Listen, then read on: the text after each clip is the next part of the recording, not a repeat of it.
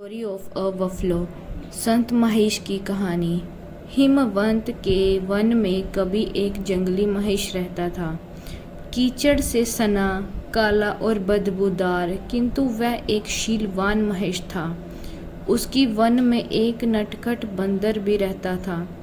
शरारत करने में उसे बहुत आनंद आता था, मगर उससे भी अधिक आनंद उसे दूसरों को चिढ़ाने और परेशान करने में आता था। अंत स्वभावत वह महेश को भी परेशान करता रहता था।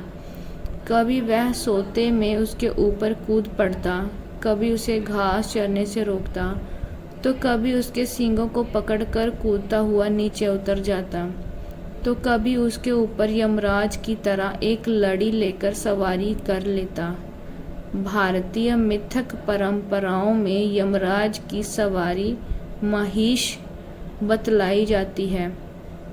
उसी वन में एक वृक्ष पर एक यक्ष रहता था। उसे बंदर की छेड़खानी बिल्कुल पसंद ना थी।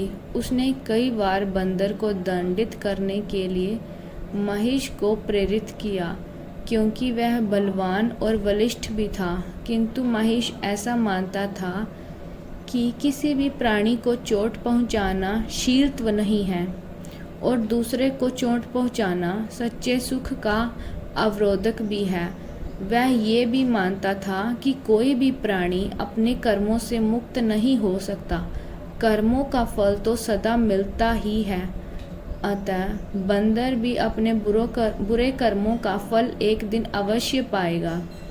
और एक दिन ऐसा ही हुआ, जबकि वह महिष घास चरता हुआ दूर किसी दूसरे वन में चला गया।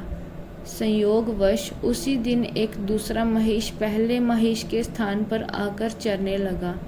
तभी उछलता कूदता बंदर भी उधर आ पहुंचा।